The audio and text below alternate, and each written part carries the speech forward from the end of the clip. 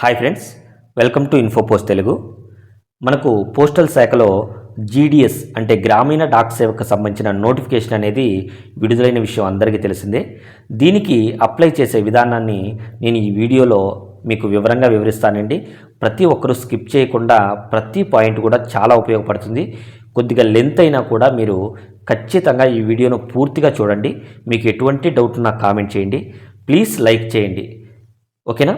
Next మనం చూసినట్లయితే కొన్ని డౌట్స్ అయితే మీకు ముందుగా ఎక్స్ప్లెయిన్ చేస్తానండి. మధ్యలో నేను ఏదైనా మిస్ చేస్తే ఆ డౌట్ క్లారిఫై అనేది మీకు అవ్వదని నేను ముందుగానే చెప్తున్నాను. మీరు అప్లై చేసేటప్పుడు ఈవెన్ సింగిల్ లెటర్ కూడా మిస్టేక్ అవ్వకుండా చూసుకోండి. మనకు వెరిఫికేషన్లో రిజెక్ట్ చేయడం జరుగుతుంది.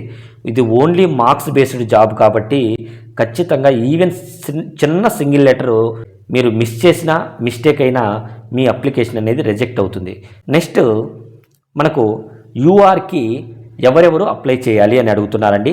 యూఆర్ అంటే అన్రిజర్వ్డ్ కేటగిరీ, అంటే ఎస్సీ ఎస్టీ ఓబీసీ గలవారు వారి క్యాస్ట్తో పాటు యూఆర్ కూడా అప్లై చేయవచ్చు, ఓకేనా.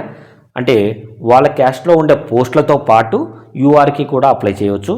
కానీ మనకు ఓసీ క్యాండిడేట్స్ అంటే ఎటువంటి రిజర్వేషన్ కేటగిరీకి సంబంధించిన వారు ఓన్లీ యూఆర్ కేటగిరీలో మాత్రమే అప్లై చేయాలి. ఇది మీరు క్లారిటీగా తెలుసుకోండి.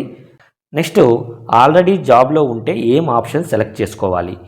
మీరు జీడిఎస్ జాబ్ ఉన్నా లేకపోతే అదర్ గవర్నమెంట్ జాబ్ ఉన్నా మీరు ఖచ్చితంగా అక్కడ వెదర్ ఎంప్లాయిడ్ అని ఉంటుందండి, దానికి ఎస్ అని క్లిక్ చేయాలి. నేను అప్లికేషన్ ప్రాసెస్లో కూడా చెప్తానండి. నెక్స్ట్ మనకు చూసినట్లయితే అప్లై చేసే ముందు సేకరించవలసినవి, ఇది మీరు తప్పకుండా ఇవి చేసిన తరువాతనే మీరు అప్లై చేసేదానికి వెళ్ళాలండి. ఎందుకంటే ఇవి మెయిన్ ఇంపార్టెంట్. ఇవి చాలామంది తెలుసుకోకుండా ముందు అప్లికేషన్ ఓపెన్ చేస్తారు, తర్వాత టైం వేస్ట్ అయ్యి మళ్ళీ ఎన్నిక రావడం జరుగుతుంది. కాబట్టి మీరు ఫస్ట్ ఆఫ్ ఆల్ ఏ స్టేట్కి అప్లై చేస్తున్నారో ముందుగా డిసైడ్ అవ్వండి. తర్వాత ఆ స్టేట్లో ఏ డివిజన్ను సెలెక్ట్ చేసుకుంటున్నారో అది కూడా మీరు ముందుగా డిసైడ్ అవ్వాలి.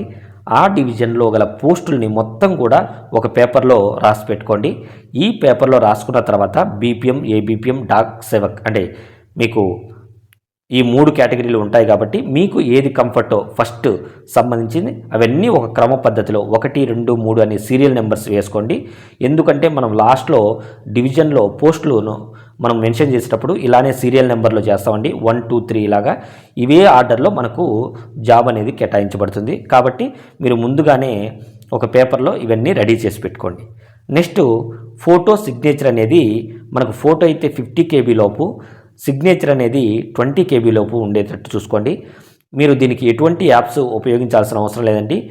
Resize pixel, RESIZE resize PIXEL, ఇది మీరు గూగుల్లో సెర్చ్ చేయండి. ఫస్ట్ ఇదే వస్తుంది. దీన్ని సెలెక్ట్ చేసిన వెంటనే మీకు అక్కడ ఫోటో అడుగుతుంది. ఫోటోను క్లిక్ చేసి కింద మీకు ఎంత KB కావాలో అక్కడ చూపిస్తుందండి. మీకు సంబంధించిన అంటే ఫోటో అయితే 50 అని KB లోపల పెట్టండి. నెక్స్ట్ సిగ్నేచర్ అయితే 20 KB అని పెట్టండి. మీకు అదే రీసైజ్ చేసి మీకు డౌన్లోడ్ చేసుకునే సౌకర్యం ఇస్తుంది, ఓకేనా.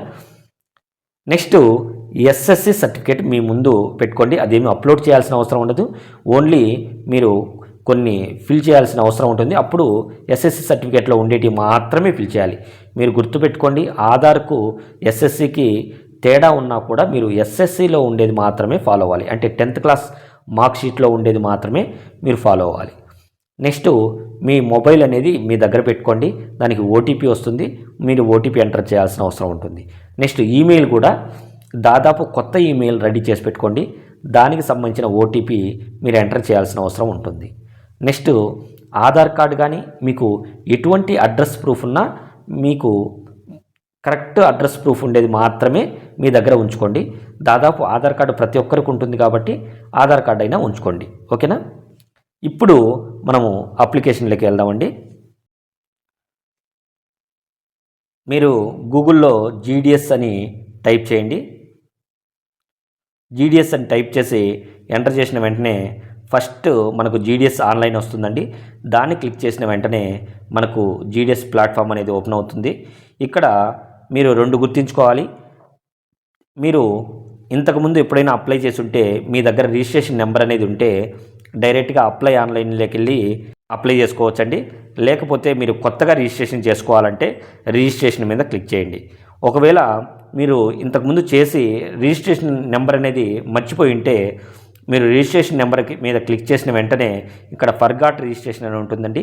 మీరు ఫర్గాట్ రిజిస్ట్రేషన్ కొడితే మీకు మొబైల్కి ఈమెయిల్కి ఓటీపీ అడుగుతుంది. అవి ఎంటర్ చేస్తే మీకు మొబైల్కి రిజిస్ట్రేషన్ నెంబర్ అనేది ఓల్డ్ రిజిస్ట్రేషన్ నెంబర్ మీకు వస్తుంది.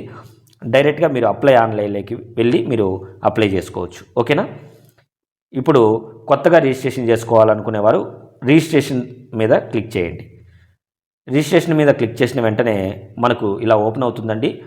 ఇక్కడ మనం చూసినట్లయితే మొబైల్ నెంబర్ అడుగుతుంది. మనకు ఈ మొబైల్ నెంబర్ ఎంటర్ చేసిన వెంటనే పక్కన వ్యాలిడేట్ మొబైల్ నెంబర్ అని క్లిక్ చేయాలండి. అప్పుడు మనకు ఓటీపీ వస్తుంది. ఓటీపీని అక్కడ ఎంటర్ చేసిన తర్వాత మాత్రమే ఇది ఓకే అవుతుంది. అలాగే ఈమెయిల్ కూడా ఎంటర్ చేయాలి. తర్వాత వ్యాలిడేట్ ఈమెయిల్ అని క్లిక్ చేయాలి. అప్పుడు ఓటీపీ అక్కడ ఎంటర్ చేసిన తర్వాత మాత్రమే అది ఓకే అవుతుంది. ఈ విధంగా మనకి ఇక్కడ స్టార్ గుర్తులో ఉండేటివన్నీ కంపల్సరిగా మనము ఫిల్ చేయాలి. అది గుర్తుపెట్టుకోండి. నెక్స్ట్ అలాగే థర్డ్ చూసుకున్నట్లయితే అప్లికెంట్ నేము. ఇక్కడ మీరు ప్రతి ఒక్కటి కూడా సింగిల్ లెటర్ కూడా మిస్ కాకూడదు. స్పేస్ కూడా కరెక్ట్గా ఎస్ఎస్సి మార్క్స్ మెమోలో ఎలా ఉందో అలాగనే మీరు ఇచ్చుకోవాలి.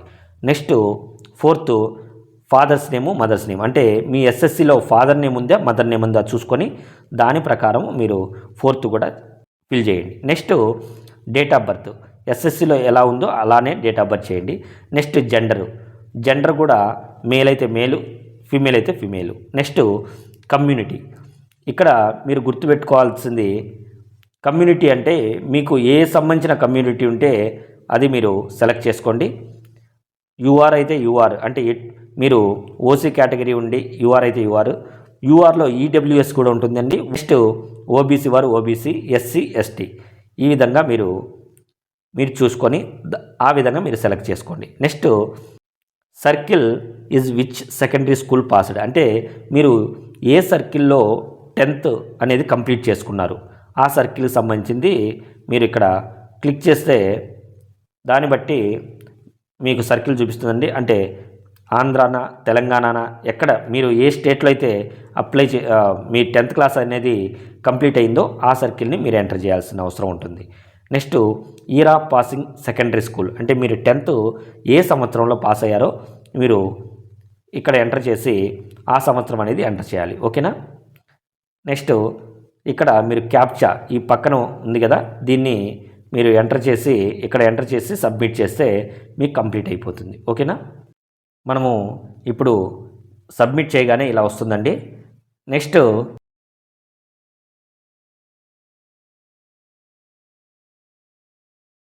మనకి ఇక్కడ మొత్తం డీటెయిల్స్ వస్తాయి.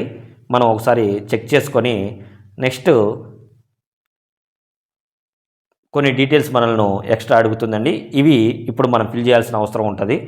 ఆధార్ నెంబర్లో మీకు ఎటువంటి కరెక్షన్ అయినా ఉన్నట్లయితే ఇక్కడ ఆధార్ నెంబర్ అనేది మీరు ఫిల్ చేయొద్దు. మీరు గమనించినట్లయితే ఇక్కడ స్టార్ గుర్తు ఉండదు ఆధార్ నెంబర్కి. కాబట్టి మీరు అక్కడ ఫిల్ చేయకపోవడమే బెటరు మీకు ఆధార్లో ఏమైనా తప్పులు ఉన్నట్లయితే. Next are you person with disabled అంటున్నదండి.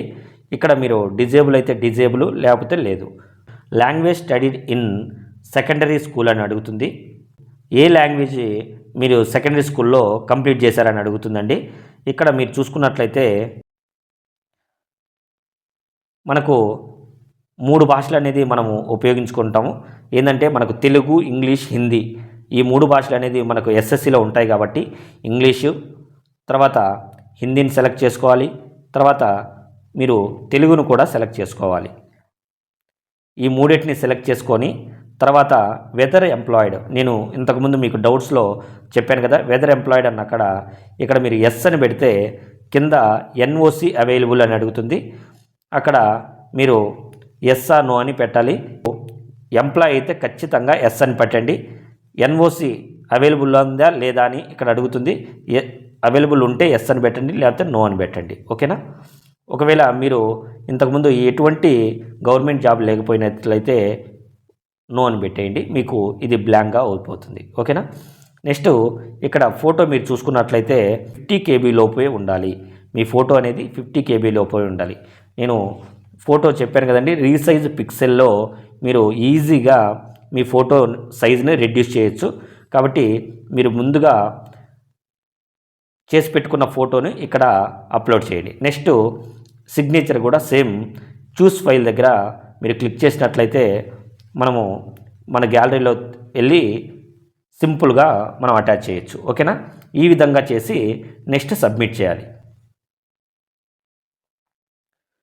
ఇక్కడ మనకు చెక్ బాక్స్ అనేది క్లిక్ చేయాలండి. క్లిక్ చేసినాక సబ్మిట్ చేస్తే మనకు ఇక్కడ రిజిస్ట్రేషన్ నెంబర్ అనేది ఓకే అవుతుంది.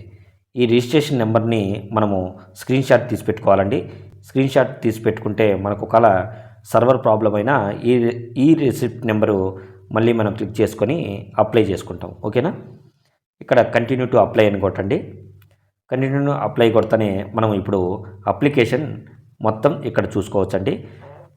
రిజిస్ట్రేషన్ అనేది మనకు కంప్లీట్ అయింది. నెక్స్ట్ అప్లికేషన్ ప్రాసెస్, తర్వాత ప్రిఫరెన్స్ అంటే చూస్ ప్రిఫరెన్స్ కింద మన ఆప్షన్స్ అనేటివి వరుస క్రమంలో పెడతామండి. తర్వాత ప్రింట్ అప్లికేషన్, ఈ విధంగా ప్రాసెస్ ఉంటుంది.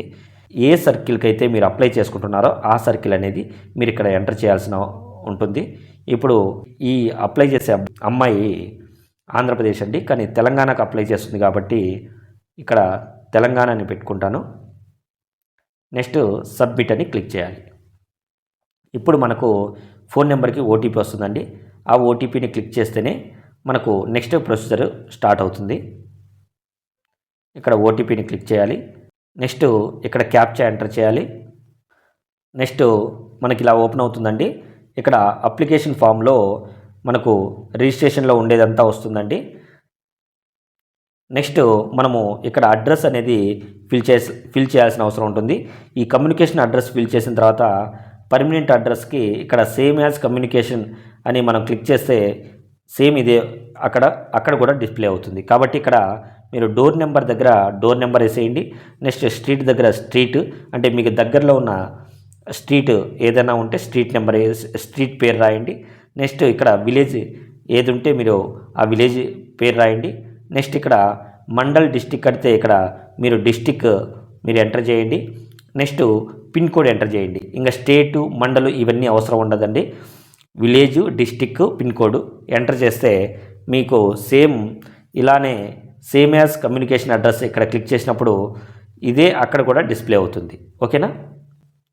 నెక్స్ట్ ఎప్పుడు పాస్ అయ్యారు అంటే ఏ సంవత్సరంలో మీరు 10th క్లాస్ కంప్లీట్ అయింది ఇక్కడ వస్తుంది.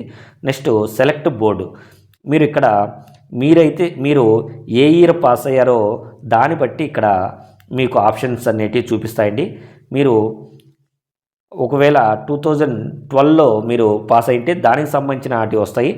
కాబట్టి ఒక్కొక్కరికి ఒక్కొక్కలా ఓపెన్ అవుతుంది. అందరికీ ఒకేలా ఇక్కడ అనేటి ఆప్షన్స్ ఉండవు. అది మీరు ప్రతి ఒక్కరు కూడా గమనించాలి. ఇక్కడ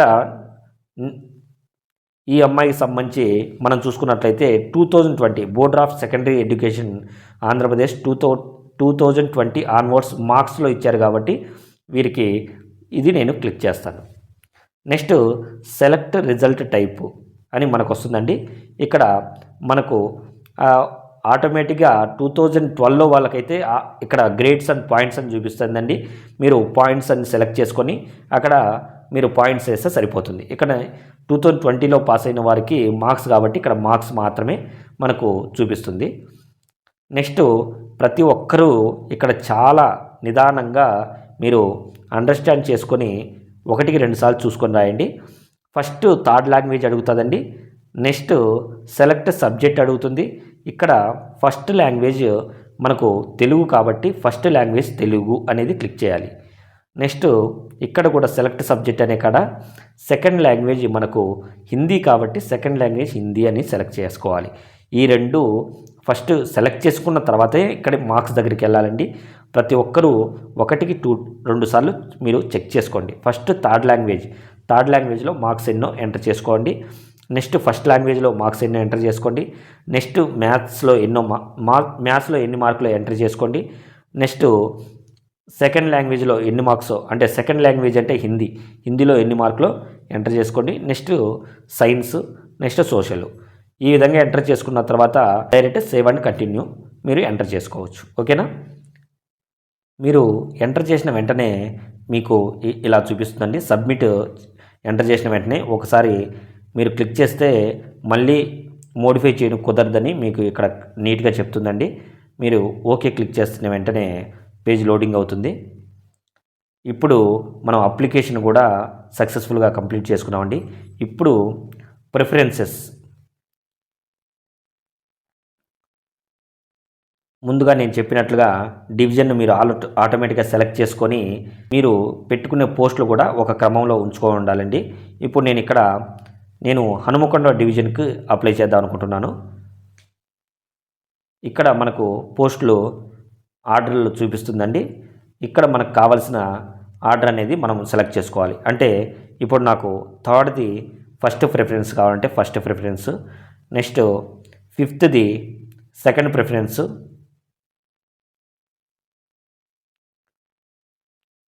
ముందుగా నేను పేపర్లో ప్రిపేర్ అయిన విధంగా 1, 2, 3 ఆప్షన్స్ అని మనకు ఎక్కడైతే ఇది 6th సంబంధించింది నాకు 4th ప్రిఫరెన్స్ ఉంటే 4th అని ఇక్కడ ఎంటర్ చేయాల్సిన అవసరం ఉంటుంది. ఇలా మీరు ఎంటర్ చేస్తేనే మీకు ఒక క్రమంలో అప్లికేషన్ లాస్ట్కి మీకు వరుస క్రమంలో చూపిస్తాయండి.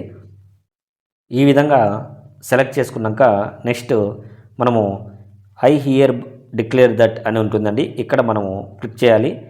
నెక్స్ట్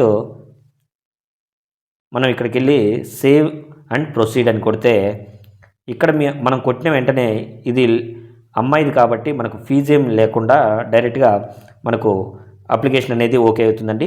ఇక్కడ సేవ్ అండ్ ప్రొసీడ్ కొట్టిన మిగతా అబ్బాయిలకు కానీ అంటే కేటగిరీ ఓబీసీ యూఆర్ వీరికి ఖచ్చితంగా 100 రూపాయల ఫీజు అనేది అడుగుతుంది. దానికి సంబంధించిన యూపీఐ ద్వారా మీరు ఎలా అయినా మీరు ఇది పే చేయాల్సిన అవసరం ఉంటుంది. ఓకేనా. ఇప్పుడు సేవ్ అండ్ ప్రొసీడ్ కొడితేనే లేడీస్ కాబట్టి మనకు డైరెక్ట్గా అప్లికేషన్ సబ్మిట్ సక్సెస్ఫుల్ అయిపోయిందండి. మనకు ఇలా అప్లికేషన్ మొత్తం కూడా ఈ విధంగా మనకు వస్తుందండి. ఇక్కడ అన్ని డీటెయిల్స్ కూడా మనకు ఉంటాయి. ఒకసారి చెక్ చేసుకోండి, 1కి 2 సార్లు చెక్ చేసుకోండి. మీరు అప్లికేషన్ చేసేటప్పుడే మొత్తం మీరు 1, 2 సార్లు చెక్ చేసుకోవాలి.